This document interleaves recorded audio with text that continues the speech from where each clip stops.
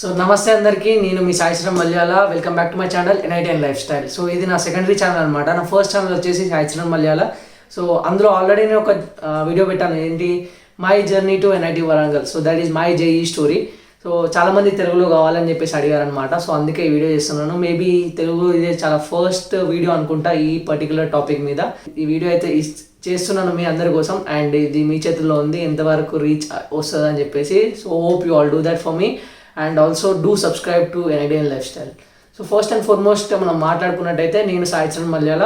Present second year అయిపోయింది biotechnology NIT Warangal, and third ఇయర్కి ఆగస్ట్లో స్టార్ట్ అవుతుంది అనమాట. అండ్ ఫస్ట్ స్కూలింగ్ నుంచి స్టార్ట్ చేసుకుంటే 6th క్లాస్ వరకు నేను మా ఊర్లోనే చదువుకున్నాను. మా ఊరు వచ్చేసి like old Karimnagar district and present Peddapalli district Dongathurthi అని చెప్పేసి ఒక ఊరు. అక్కడనే లోకల్ స్కూల్లో ఒకటి చదువుకున్నాను, ప్రైవేట్ స్కూల్లో.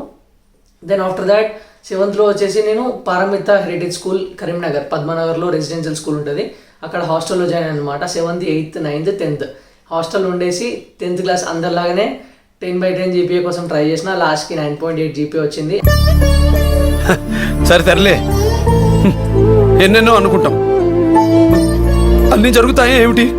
అండ్ దెన్ అక్కడ నుంచి మొదలైంది అనమాట. ఈ 10th నుంచి 11th ఆర్ 12thకి తీసుకునే డిసిజన్ అనేది మన ఫ్యూచర్ లైఫ్ని డిసైడ్ చేస్తుంది అనమాట.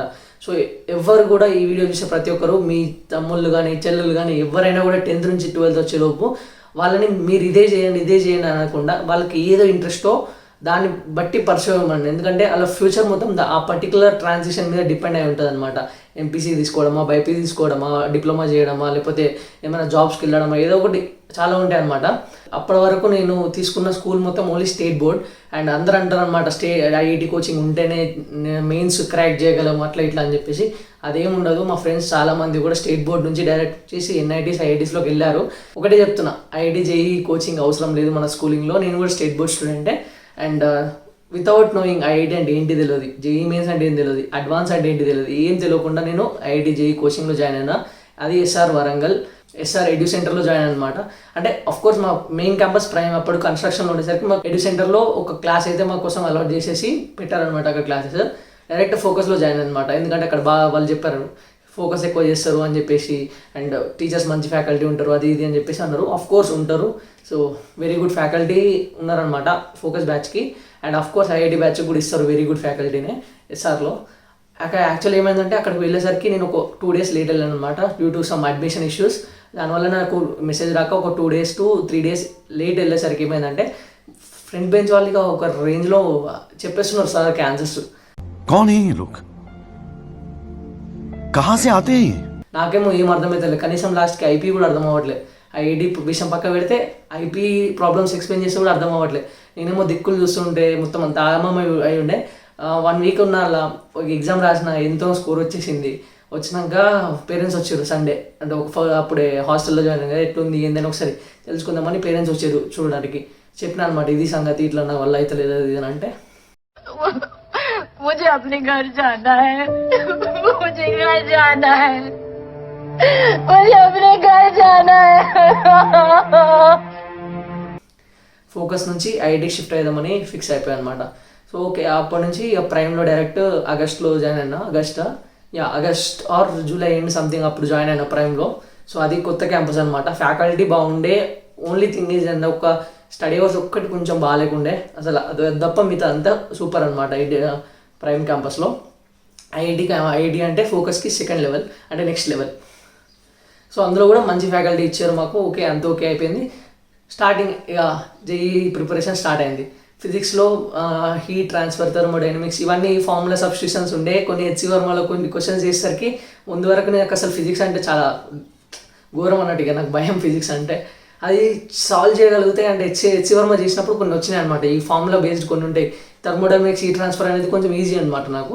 సో చేస్తే వచ్చేసరికి నేనేమనుకున్నా అంటే, అదే ఐఐటి జేఈ ఫిజిక్స్ నేను చేయగలుగుతున్నా, ఇన్ని రోజులు ఏదో అట్లా అయిపోయినట్టుంది, సో ఇప్పటి నుంచి గట్టి చేయాలని చెప్పేసి అనుకున్నా. ఎప్పుడైతే మెకానిక్స్ స్టార్ట్ అయిందో అప్పుడు కనిపించింది చుక్కలు. ఇక అసలు ఏం చేయలేకపోయినా. ఫిజిక్స్ చేసిన ప్రతిసారి డిమోటివేట్ అయిపోయేది, కోపం వచ్చేది, రిగ్రెట్ అనిపించేది, ఏంట్రా ఇది ఇట్లా అని చెప్పేసి. ఒక మీకు కూడా అంటే మీరు కూడా ఈ సిచ్యువేషన్ ఉంటే అర్థమవుతుంది నేను ఎలా కన్వే చేద్దాం అనుకుంటున్నాను. సో మ్యాథ్స్ వచ్చేసరికి స్టార్టింగ్లో కొంచెం చేయలేకపోయినా, కానీ మ్యాథ్స్ అంటే నాకు చాలా ఇష్టం అనమాట. అండ్ కొంచెం నాకు కూడా కొంచెం గ్రిప్ ఉండేది అనమాట మ్యాథ్స్లో. సో టైం పోతున్న కొద్దీ కొంచెం మంచిగా మ్యాథ్స్లో అయితే ఒక మంచి గ్రిప్ని హోల్డ్ చేసుకున్నా. కెమిస్ట్రీ విషయానికి వచ్చింది, నాకైతే కెమిస్ట్రీ ఓకే, ఇట్స్ ఓకే, అంటే మరీ హై లెవెల్ కాదు. మ్యాథ్స్ ఏ లెవెల్ అయితే చేయగలను దానికంటే ఒక 5% కిందికి కెమిస్ట్రీ చేయగలను. ఇక ఫిజిక్స్ వచ్చేసరికి ఒక 40-50% కింది అనమాట. ఇక ఫిజిక్స్ అట్లా అయిపోయేసరికి ప్రతిసారి ఎప్పుడైతే నాకు మార్క్స్ తక్కువ వచ్చినా కూడా చాలా ఫీల్ అయ్యేది అనమాట స్టార్టింగ్లో. అప్పుడప్పుడు మెల్లగా తెలుసుకుంటున్నాను అంటే ఓకే ఐఐటి అంటే ఇది ఇది అని చెప్పేసి. ఫస్ట్ ఇయర్లో నా మార్క్స్ వచ్చేసి 100 కూడా క్రాస్ కాలేదు అసలు వాళ్ళు పెట్టే ఎగ్జామ్స్లో. సో ప్రతిసారి 100 కంటే తక్కువ వచ్చిన ప్రతిసారి కొంచెం లోపల బ్యాడ్ ఫీలింగ్ ఉండేది అనమాట. అరే ఏం చేస్తున్నా నేను, అసలు దేనికి వచ్చినా ఏం చేస్తున్నా అని చెప్పేసి టీచర్స్ దగ్గరికి పోయి మాట్లాడేది, అది ఇది చేసేది. అటు ఇటు చేసే లోపే కదా అంటే చాలా మోస్ట్లీగా నేను చెప్పొచ్చు స్టడీ అవర్స్ ప్రాపర్గా చేయకపోయేది. అసలు ఎగ్జాక్ట్లీ మార్నింగ్ జరిగిన క్లాస్ని ఈవినింగ్ రివైజ్ చేసుకొని ప్రాబ్లమ్స్ చేయాలి, అలా చేసేది కాదు నేను. సో అదొక తప్పు. ఎప్పుడైతే మార్నింగ్ చెప్తారో క్లాస్ అది పక్కా ఈవినింగ్ రివైజ్ చేయాలి. అండ్ పర్టికులర్ దానికి ఉన్న ప్రీవియస్ ఇయర్ క్వశ్చన్స్ సాల్వ్ చేయాలి. యాక్చువల్ నాకు ప్రీవియస్ ఇయర్ క్వశ్చన్స్ అనే వర్డ్ సెకండ్ ఇయర్లో తెలిసింది. సెకండ్ ఇయర్ వరకు నాకు తెలియదు ప్రీవియస్ ఇయర్ క్వశ్చన్స్ అనే word. So previous year questions ఉంటాయి, దాన్ని ఇట్లా సాల్వ్ చేయొచ్చు, ఇట్లా బుక్స్ కొనుక్కోవాలి అని చెప్పేసి ఏం తెలియదు. సెకండ్ ఇయర్లో తెలిసింది. సో నేను ముందే చెప్తున్నా, ఎప్పుడైతే జాయిన్ అవుతారో అప్పుడే ప్రీవియస్ ఇయర్ క్వశ్చన్స్ కొనుక్కొని ఈరోజు ఒక టాపిక్ చెప్తే ఆ రోజు టాపిక్ సంబంధించిన ప్రీవియస్ ఇయర్ క్వశ్చన్స్ సాల్వ్ చేయాలి. అలాగే మీకు ఇచ్చిన మెటీరియల్లో ఉన్న కొన్ని క్వశ్చన్స్ సాల్వ్ చేయాలి. అప్పుడే ఆ పర్టికులర్ టాపిక్ మీద కొంచెం గ్రిప్ ఉంటుంది, మీకు ఐడియా ఉంటుంది. కొన్ని రోజుల తర్వాత చూసినా కూడా మంచి గుర్తుంది అనమాట. సో నేను ఇవేవి చేయలేదు. అండ్ ఇంకొకటి ఏంటంటే షార్ట్ నోట్స్ ఎప్పటికప్పుడు రాసుకోవాలి, అది ఇంపార్టెంట్. మాకు క్లాస్ నోట్స్ ఇచ్చేవాళ్ళు అనమాట. సార్ అక్కడ టీచ్ చేసి ఒక 5 minutes ఆగి ఇట్లా చెప్తాడు, ఇట్లా రాసుకోండి అని. సో నోట్స్ అయితే నేను ప్రాపర్గా మెయింటైన్ చేసిన, ఇవి ఇప్పుడు ఎక్కడున్నాయో తెలియదు కానీ. సో షార్ట్ నోట్స్ కూడా ఎప్పటికప్పుడే ప్రిపేర్ చేసుకోవాలి. అది ఒక పెద్ద మిస్టేక్ అనమాట నేను చేసింది. ముందుకు పోయిన కొద్దీ మిస్టేక్ అని ఎందుకన్నానో ముందు చెప్తాను నేను. సో అట్లా ఫస్ట్ ఇయర్ అయిపోయింది, 100 కంటే తక్కువనే వచ్చింది జేఈ. ప్రతిసారి ఎంత 100 రేంజ్ 100 ఇట్లా టచ్ అయితే అరే ఏదో పెద్ద సాధించినంత ఫీలింగ్ వచ్చేది 100 దాటి అయితే. సో సార్తో మాట్లాడినా కూడా సెకండ్ ఇయర్లో ఇంప్రూవ్ అవుతుంది స్కోర్, నో ఇష్యూస్. ఫస్ట్ ఇయర్లో అట్లే ఉంటుంది, సో ఏం కాదు. సో అని చెప్పేసి ఇట్లా మోటివేట్ చేసేది అనమాట. ఐపీ అప్పుడు ఏంటి 470కి 460 వచ్చాయి, 460 వచ్చినాయి. సో అది అట్లా అయిపోయింది. దాని తర్వాత సెకండ్ ఇయర్ స్టార్ట్ అయింది. సెకండ్ ఇయర్ స్టార్ట్ అయ్యాక జేఈలో 120-130 రేంజ్లో స్టార్ట్ అయింది మళ్ళీ స్కోర్. చెప్పినా కదా ముందు సార్ చెప్పినట్టే జరిగింది అనమాట. కొంచెం స్కోర్ ఇంప్రూవ్ అయింది. అండ్ రీజన్ ఏంటో నాకు కూడా తెలియదు ఇంకా. సో అట్లా ఇంప్రూవ్ అయినాక కొంచెం నాకు కొంచెం హోప్ వచ్చింది అనమాట. ఎస్ నేను క్రాక్ చేయగలుగుతా అనే హోప్ అయితే కలిగింది. సో దెన్ ఏమైందంటే 120 అట్లా వచ్చింది కదా. రివిజన్ స్టార్ట్ అయ్యేసరికి 130-140 అట్లా ఉండేది అనమాట. సో ఇవేవి చేయలేదు ఇప్పటికి కూడా. మళ్ళీ షార్ట్ నోట్స్ రాయలేదు, ప్రీవియస్ ఇయర్ క్వశ్చన్స్ కూడా సాల్వ్ చేయలేదు. ఏదో మెటీరియల్ నామకే సాల్వ్ చేస్తున్నాం అన్నట్టు చేసిన. అప్పటి వరకు రివిజన్ స్టార్ట్ అయినాక మెటీరియల్ సాల్వ్ చేయడం స్టార్ట్ చేసిన, ప్రీవియస్ ఇయర్ క్వశ్చన్స్ సాల్వ్ చేసిన, అండ్ షార్ట్ నోట్స్ రాయడం స్టార్ట్ చేసిన. షార్ట్ నోట్స్ రాయడం వల్ల ఏంటంటే చాలా వరకు టైం సరిపోలేదు అసలు. Most of the revision time దానికే సరిపోయింది నాకు. సో అదొక పెద్ద బ్లండర్ మిస్టేక్ నేను చేసిన. సగం రివిజన్ షార్ట్ నోట్స్ రాసుకుంటూనే కూర్చున్నా. అది కెమిస్ట్రీ ఫిజిక్స్ ఇక అర్థమైపోయి, సిచ్యువేషన్ అర్థమైపోయి పక్కకు పడేసిన. ఇక రాయద్దు, ఇక నేను రాయను కెమిస్ట్రీ ఫిజిక్స్ షార్ట్ నోట్స్ అని చెప్పేసి. మ్యాథ్స్ ఇక కొంచెం ఫేవరెట్ కదా, ఎంతైనా ఫేవరెట్కి మనం చూపిస్తాం కదా, అట్లే మ్యాథ్స్ కొంచెం అట్లా చూపించేసి మ్యాథ్స్ షార్ట్ నోట్స్ అయితే కంప్లీట్ చేసిన. ఆ లింక్ కూడా నేను కింద డిస్క్రిప్షన్లో ఇస్తాను, మీ అందరి కోసం నేను పీడిఎఫ్ చేసిన కూడా. అండ్ అది మ్యాథ్స్ షార్ట్ నోట్స్ అట్లా రాసేసుకొని కదా. మ్యాథ్స్ ఎట్లా అంటే నేను షార్ట్ నోట్స్ రాసినా కూడా నాకు టైం వేస్ట్ అయినా కూడా నేను చేయగలిగేవాడిని. సో అందుకే మ్యాథ్స్ అయితే కంప్లీట్ చేసేసుకున్నా. సో అది యూస్ఫుల్ అవుతుంది అని చెప్పేసి. సో ఈ షార్ట్ నోట్స్ రాసిన, ఈ ఎగ్జామ్ ఒక 1 month ఉండగా మళ్ళీ ఐపీ ఎగ్జామ్స్ అవి రాసేసిన. ఎంత 968 వచ్చినాయి out of 1000. So 968 out of 1000 తర్వాత ఏమైంది, ఇంకొక 1 month ఉంది కదా ప్రిపరేషన్కి. సో ఈ 1 month ఉంది కదా ఈ ప్రిపరేషన్. ఈ 1 month ప్రిపరేషన్లో ఒక 3 to 4 of course 1 monthలో 3 to 4 Sundays ఉంటాయి కదా.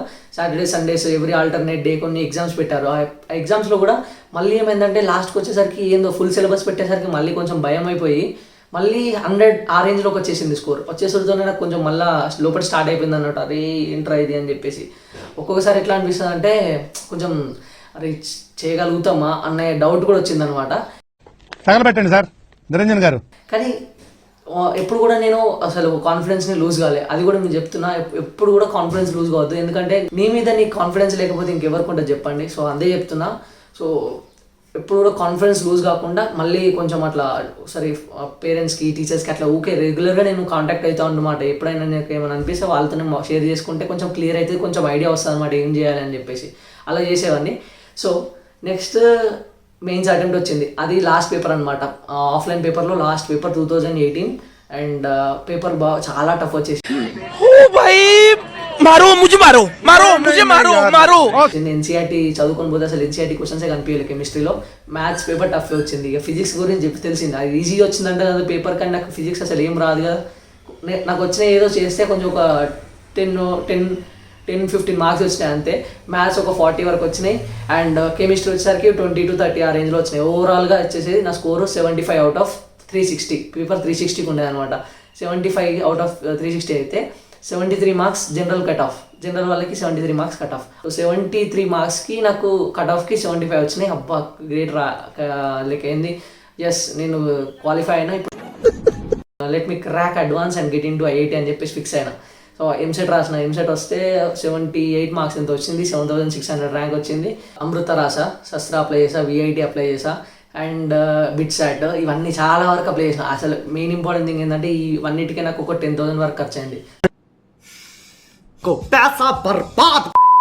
సో మీకు కూడా చెప్పేది ఏంటంటే ఇష్టం ఉన్నట్టు అప్లై చేయకండి. మీరు బిట్స్లో ఫీజు కట్టగలుగుతా అనుకుంటే బిట్స్ కూడా ఒకటి పెట్టేసుకోండి. ఈ 3 ఫిక్స్ అయిపోయాక ఇదర్ ఇక మిగతా అన్నిట్లోకి వెళ్ళి ఏదైనా ఒక 1 or 2 కాలేజెస్, 1 అనేది చాలా ఎక్కువ, ఇంకా 2 అంటే ఇంకా కొంచెం ఎక్కువ అయిపోతుంది. So 1 or 2 is enough. ఇంకా అన్ని అప్లై చేయకండి. అన్ని అప్లై చేస్తే ఏ ఎగ్జామ్ రాస్తున్నామో తెలియదు, ఎక్కడ ఏ స్కోర్ వస్తుందో తెలియదు, అంత ఆగమం అయిపోయి మొత్తం గజిబిజి అయిపోతుంది. సో అట్లా చేసుకోకండి. అండ్ దెన్ అన్ని రాసేసినాక అడ్వాన్స్ ప్రిపేర్ అయినా, అడ్వాన్స్ పేపర్ కూడా రాసినా. ఇక తెలిసిందే కదా మన ఫిజిక్స్ గురించి. అడ్వాన్స్లో ఫిజిక్స్లో కూడా క్వాలిఫై కావాలి. సబ్జెక్ట్ వైజ్ ఉంటుంది, ఓవరాల్ ఉంటుంది. ఓవరాల్గా క్వాలిఫై అయినా కానీ ఫిజిక్స్లో పోయింది మళ్ళీ. So waste. ఇక ఫిజిక్స్లో పోతే ఇంకేంది, ఇంకెక్కడ పని చేస్తుంది, ఇక అంతే. ఇప్పుడు నాకున్న ఆప్షన్స్ ఏంటి, అమృత ఎంసెట్. అమృత బెంగళూరులో వచ్చేది ఈసీఆ సిఎస్సి వచ్చేది బెంగళూరులో సిఎస్సిఓ ఈసీఓ అంత ఐడియా లేదు, కానీ ఎగ్జాక్ట్ ఈ రెండిట్లో ఏదో ఒకటి వచ్చేది. వస్తే కథం ఒకటి ఫీజ్ మ్యాటర్స్. అక్కడ 5 lakhs అని అన్నారు. 5 lakhs అవుతుంది అని చెప్పేసి అన్నారు. అన్నీ కలిపితే లోన్ తీసుకుంటా అంటే మా డాడీ అస్సలు ఎంకరేజ్ చేయలేదు లోన్, ఎందుకంటే డాడీకి ఇష్టం లేదనమాట నా మీద లోన్ తీసుకోవడం. సో అట్లా అమృత ఒకటి పక్క పెట్టేసిన. దెన్ ఎంసెట్ కాలేజ్ కౌన్సిలింగ్ అయినాక ఒక సో కాలేజ్ అలాట్ అయింది. పోయి విజిట్ చేసిన అనమాట క్యాంపస్. అంటే మనము ప్రజెన్స్ అవ్వాలన్నమాట. అది ఉంటేనే కౌన్సిలింగ్ ఒక ప్రాసెస్. పోయినాక చూసిన క్యాంపస్ ఎన్విరాన్మెంట్ చూసాక, అరే దీనికోసం నేను ఇన్ని రోజులు చదివింది. సో మా టీచర్స్ చెప్తుండే అనమాట, ఇట్లా ఉంటుంది లైఫ్, ఎన్ఐటి ఐఐటి ఇవన్నీ తెలిసేలోపు సెకండ్ ఇయర్ అయిపోయింది. సో ఇట్లా వచ్చింది స్కోర్, ఈ విధంగా అయిపోయింది అనమాట. దీనికోసం నేను చదివింది, దీనికోసమైనా ఇదంతా చేసింది అని చెప్పేసి కొంచెం ఒక రిగ్రెట్ లాగా ఫీల్ అనిపించుండే. నాకేంటంటే నాకు 9 to 5, 10 to 4 ఇలాంటి టైమింగ్స్ వద్దనమాట నా కాలేజ్లో. నాకు మంచి ఫ్రీ టైం వస్తే నన్ను నేను ఎక్స్ప్లోర్ చేసుకొని నన్ను నేను ఇంప్రూవ్ చేసుకోగలుగుతా అని చెప్పేసి కొంచెం మైండ్లో ఉండే అనమాట ఆ థాట్ కోసం. ఈ కాలేజ్లో జాయిన్ అయితే అవి దొరకదు. ఇంకొకటి ఏంటంటే నా ఫ్యాంటసీస్ ఏంటంటే, ఓపెన్గా చెప్తున్నా, మీరు నవ్వినా పర్లేదు, కానీ నా ఫ్యాంటసీస్ ఏంటంటే కొత్త డ్రెస్సెస్, న్యూ డ్రెస్సెస్, మొబైల్ అనేది కొంచెం ఆ ఏజ్లో అట్లా ఉంటుంది మరి ఆ డెడికేషన్. సో డాడీ ఏమనంటే ఎంసెట్లో జాయిన్ అయితే 15,000 కంటే లోవర్ రేంజ్లోనే మొబైల్ కొనిస్తా అని చెప్పేసి. నాకేమో 1+7 అట్లా కొనుక్కోవాలని ఉండే. సో అది వచ్చేసి 35,000, 30+ ఉండే అనమాట. అది 10th క్లాస్ నుంచి నాకు ఒక ఫ్యాంటసీ అనమాట, 1+ మొబైల్ వాడాలని. సో ఏమైంది, అట్లా పోతే ఇవన్నీ రావు, క్యాంపస్ లైఫ్ మిస్ అవుతా, అండ్ ఒక ట్యాగ్ మిస్ అవుతా, ఈ ఫ్యాంటసీస్ పూర్తి కావని చెప్పేసి అనుకొని ఇట్లా కాదురా పోయి లాంగ్ టర్మ్ చేస్తా అని చెప్పేసి డిసైడ్ అయినా. డాడీ చెప్పిన లాంగ్ టర్మ్ చేస్తా అంటే మా మమ్మీ డాడీ కూడా ఓకే ఉండే. కొంచెం ఆలోచించి ఓకే చేసేది అని అన్నారు. ఇక లాంగ్ టర్మ్ కోసం అక్కడి నుంచి అక్కడికే డైరెక్ట్ నారాయణ మాదాపూర్, ఇక హైదరాబాద్లో పారాయణ, శ్రీ చైతన్య, నారాయణ, ఇవి తప్ప ఇంకేముంటాయి లేదండి. అక్కడ జాయిన్ అవ్వడానికి వెళ్ళాను, అడ్మిషన్ తీసుకోవడానికి. డాడీ మనీ కట్టే ముందు మళ్ళీ కొంచెం అప్పటికప్పుడు మళ్ళీ ఇదంతా చదవాలా అని చెప్పేసి ఒక భయంతో ఇట్లా చేతి పట్టుకొని లాగేసిన. మనీ పే చేసినప్పుడు మళ్ళీ బయటికి పట్టుకొచ్చి కొంచెంసేపు మాట్లాడినాక ఏదైనా పర్లేదు చేసేద్దాం అని చెప్పేసి డిసైడ్ అయ్యి, ఓకే డాడీ కట్టేసేయి, so I will give my best అని చెప్పేసి అన్న. డాడీ ఏమన్నా అంటే నువ్వు ట్రై చేసేది చెయ్యి, వస్తే హ్యాపీ, రాకపోయినా కూడా నిన్ను ఏమన్నాను, నీ ఇష్టం ఉన్న కాలేజ్లో జాయిన్ అయిపో అని చెప్పేసి ఒక మాట అన్నాడు. సో అది నాకు కొంచెం బూస్ట్ ఇచ్చింది అనమాట. సో ఈ విషయంలో మాత్రం మా డాడీ కొంచెం నన్ను మోటివేట్ చేసి ఉండే. సో కొంచెం నాకు అట్లా అయిపోయింది. సో మీరు కూడా కన్విన్స్ చేయండి what exactly you're going to get అని చెప్పేసి వాళ్ళకి చూపియండి. ఇట్లా చేస్తే ఏమొస్తుంది అని చెప్పేసి చూపిస్తే మేబీ దే మే కన్విన్స్, అంతే. ఓకే, సో ఇట్లా అయిపోయాక లాంగ్ టర్మ్ జాయిన్ అయినా. Long term Hyderabad, Madhapur, city centre, Mayfield, తర్వాత ఇక్కడ ఫోరం మాల్ ఇవన్నీ దగ్గర చుట్టూ ఉండే. కొంచెం ఫ్రీడమ్ ఉండే అనమాట ఈ లాంగ్ టర్మ్ కాబట్టి. ఫ్యాకల్టీగా అక్కడ I don't suggest Narayana for long term, ఓపెన్గా చెప్తున్నా, ఎందుకంటే అక్కడ పట్టించుకోరు అసలు. ఏది Chaitanya was good and resonance was also good. Resonance అనేది అప్పుడే వచ్చిందని చెప్పేసి అది జాయిన్ కాలేదు. సో ఇలా అయిపోయింది అనమాట. అక్కడ ఫ్రీడమ్ చాలా ఎక్కువ ఉండేది, ఇష్టం ఉన్నట్టు బయటకు పోయేది. అంటే బయటికి అంటే మరీ చదువుకోకుండా కాదు, చదివేది, తినేటప్పుడు అసలు ఫుడ్ బాగుండదు అని చెప్పేసి రోజు పోయి బయట తినేది. ఇలా జరిగేది అనమాట నా లాంగ్ టర్మ్ వచ్చేసి. ఈ లాంగ్ టర్మ్ ఈ ఇయర్ మొత్తము సో అలా అయిపోయింది. ప్రిపరేషన్ అయితే అయిపోయినాయి. ఇప్పుడు నేను చేసిన మెయిన్ అడ్వాంటేజెస్ ఏంటంటే ఈ షార్ట్ నోట్స్, క్లాస్ నోట్స్ ఏవైతే ఉన్నాయో ఇవన్నీ కూడా ఎప్పుడైతే +1 +2లో యూజ్ చేసుకున్నా చూడో అవన్నీ కూడా ఇప్పుడు యూజ్ అయినాయి అనమాట నాకు చాలా వరకు. అండ్ ఇంకేంటంటే ఏమైతే నేను ఎప్పుడైతే లాంగ్ టర్మ్ డిసైడ్ అయినో నేను చేసిన +1 +2లో చేసిన మిస్టేక్స్ ఇప్పుడు చేయొద్దు. ఒక ఎగ్జాంపుల్ టెస్ట్ అనాలిసిస్ అనేది చాలా ఇంపార్టెంట్ అనమాట. అది చాలా పెద్ద క్రూషియల్ రోల్ ప్లే చేసింది నా ఈ పర్టికులర్ స్కోర్ పెంచుకోవడానికి. ఎప్పుడైతే మనం ఒక టెస్ట్ రాస్తామో దాన్ని పక్క పెట్టకుండా ఎందుకు తక్కువ వచ్చినాయని చెప్పేసి అనలైజ్ చేస్తే చాలా బాగుంటుంది అనమాట. ఎందుకంటే స్కోర్ పెరుగుతుంది, మీ తప్పులు మీరు తెలుసుకున్నప్పుడు చాలా బాగుంటుంది. అండ్ ఇంకోటి ఏంటంటే లాంగ్ టర్మ్ తీసుకుంటా అంటే కొంతమంది రిలేషన్స్లో ఉంటారు కదా, ఈ బంటిగాడికి అంటే నా నిక్ నేమ్ బంటి అనమాట. సో ఈ బంటిగాడికి ఫీల్ అయిపోయినట్టున్నాడు, అందుకే లాంగ్ టర్మ్ చేస్తుండు, వాడి వల్ల కాదు అది అని చెప్పేసి చాలా మంది నవ్విరు కూడా. లాంగ్ టర్మ్ మా ఫ్రెండ్స్ కూడా నవ్విరు, అది ఇది అన్నీ చాలా జరుగుతూ ఉంటాయి అనమాట.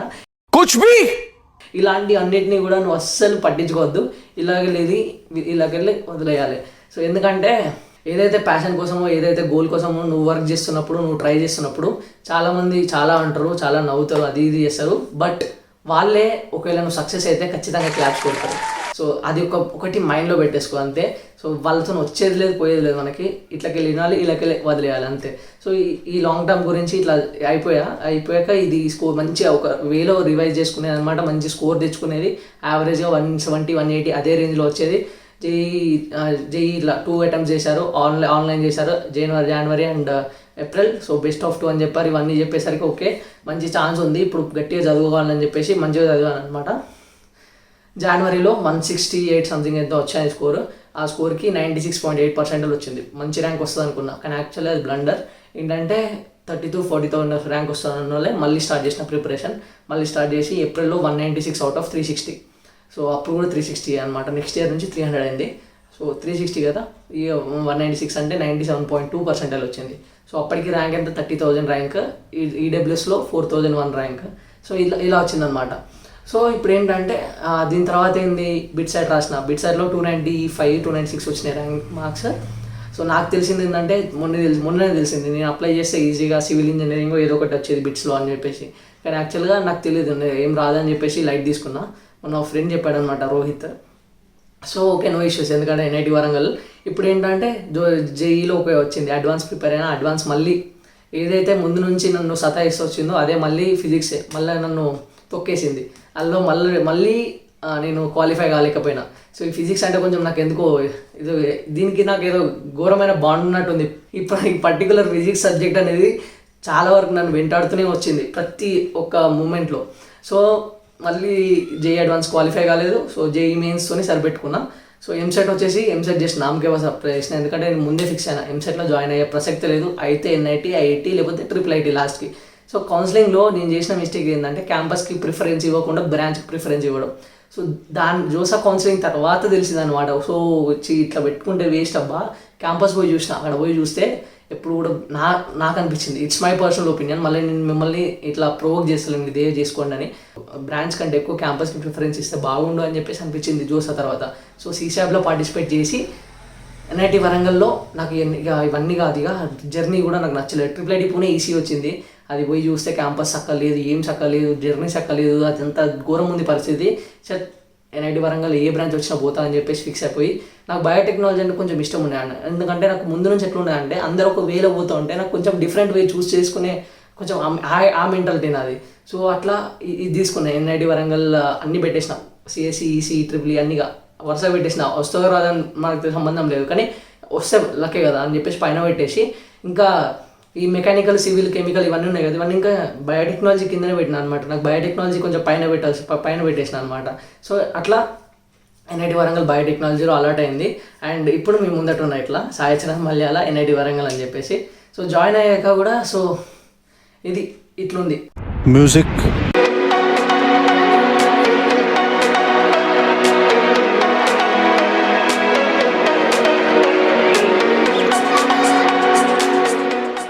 Happy birthday to you, G. Cake shake. है तो फिर बुलाओ जी।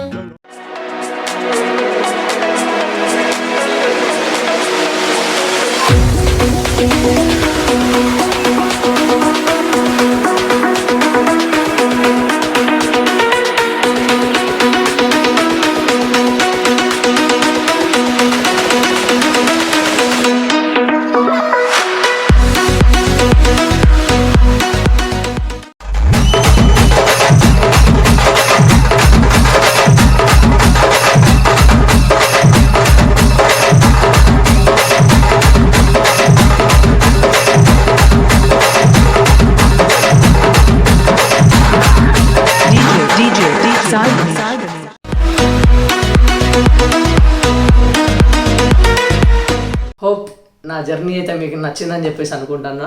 So just be focus, be confident enough about yourself. So all the best. మీరు కూడా క్రాక్ చేయొచ్చు, ఏదని ఫిక్స్ అవ్వండి అంతే. సో ఓకే దెన్, ఈ వీడియో కనుక మీకు నచ్చినట్టయితే please do like, share and subscribe to NITN Lifestyle. So see you in the next one. Until then, take care. Bye bye. Jai Hind.